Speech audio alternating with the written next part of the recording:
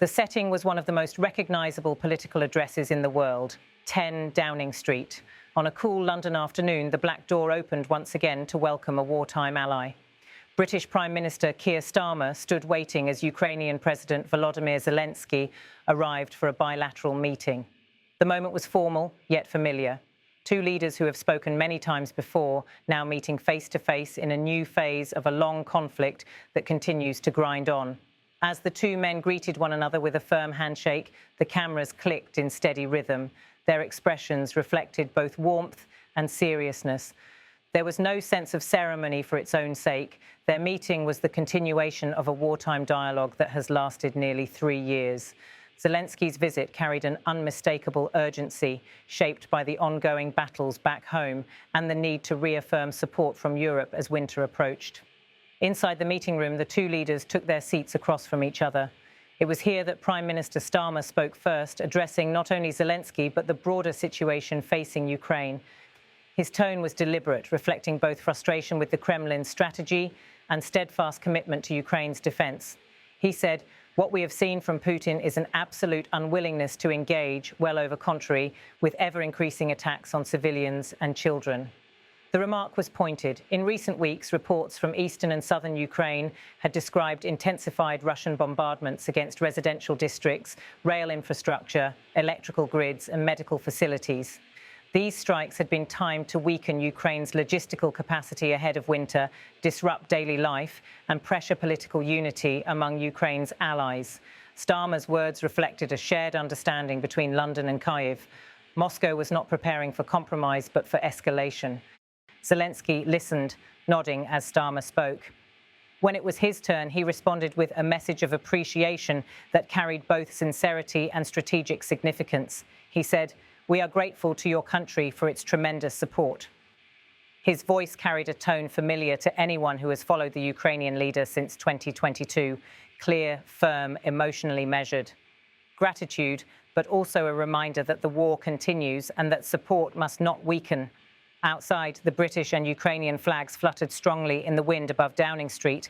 They served as visual markers of an alliance shaped by necessity and principle.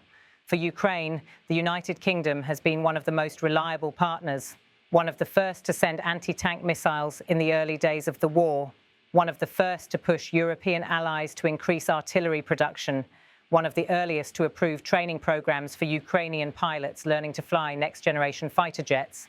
London's support has remained steady across changes in government, transitions in policy focus, and shifts in global attention.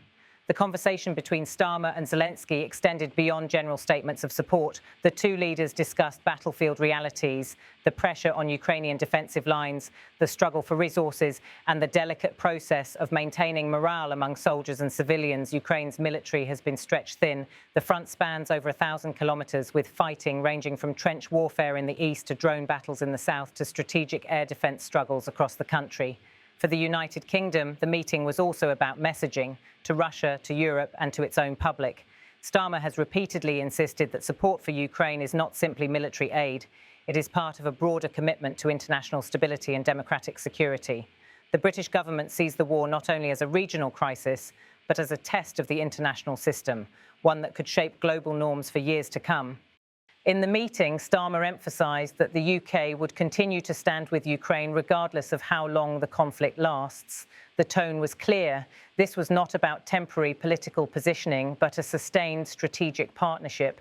The UK has already provided defence systems, artillery, armoured vehicles, intelligence coordination and training for tens of thousands of Ukrainian troops.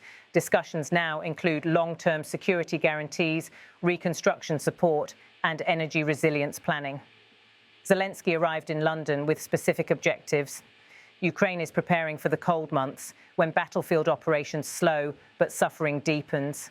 Russian strikes on energy infrastructure have already targeted power stations and water treatment systems. In previous winters, these strikes caused blackouts that lasted hours or even days. Hospitals relied on generators. Entire neighbourhoods were without heat. The Ukrainian government has warned of similar threats this year, and Zelensky has sought international help to shore up defences. During the discussion, he stressed the importance of strengthening Ukraine's air defence network. Systems like Patriot, IRIST and NASAMS have helped limit casualties and protect critical facilities, but coverage gaps remain. Russia continues to deploy ballistic missiles, cruise missiles and drones, including Iranian-designed systems that are cheap, mobile and difficult to intercept. Zelensky's message was straightforward. Without stronger air defences, essential infrastructure could be destroyed faster than it can be repaired. The meeting also touched on political dynamics within Europe. Support for Ukraine remains strong, but there are signs of fatigue in some capitals.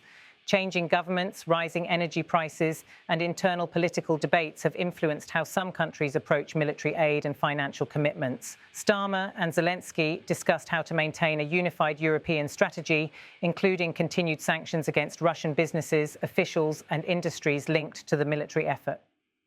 For Zelensky, the trip was also about maintaining international visibility. Wars are long and attention spans are short.